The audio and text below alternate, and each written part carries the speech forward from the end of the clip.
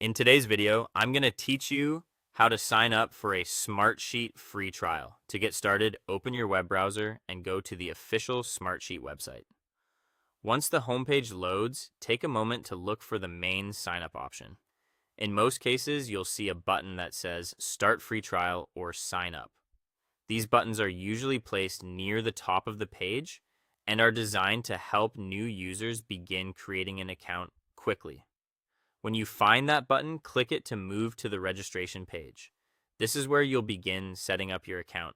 You'll typically be asked to enter your email address first.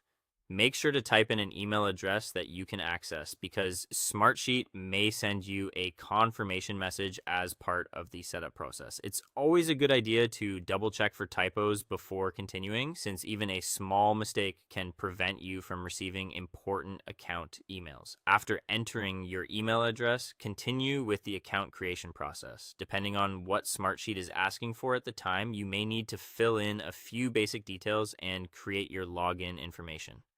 Follow the on-screen prompts carefully and complete each required field so your account can be created successfully. In some cases, Smartsheet may ask you to verify your email address. If that happens, open your inbox and look for a message from Smartsheet. If you don't see it right away, check your spam or junk folder as well, since verification emails sometimes end up there. Open the message and click the verification link or follow the instructions provided.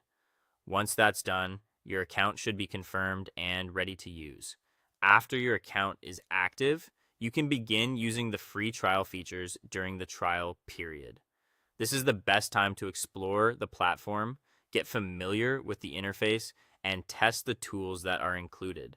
If you're new to Smartsheet, take your time and look around so you can decide whether it fits your workflow and project needs.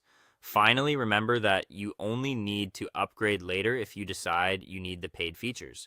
There's no need to rush that decision. Use the trial to understand what's available and then choose the plan that makes the most sense for you. That's it for this process.